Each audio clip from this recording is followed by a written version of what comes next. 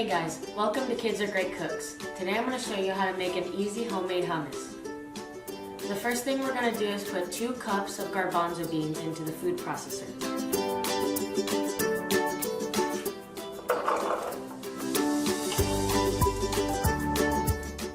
Now I'm going to add 3 tablespoons of lemon juice, 1 tablespoon of cumin, and half a teaspoon of salt.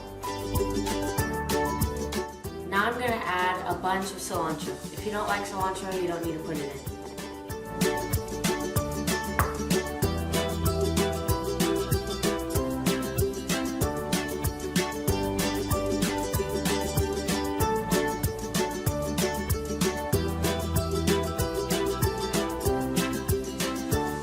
Now I'm going to add a 1/3 cup of olive oil.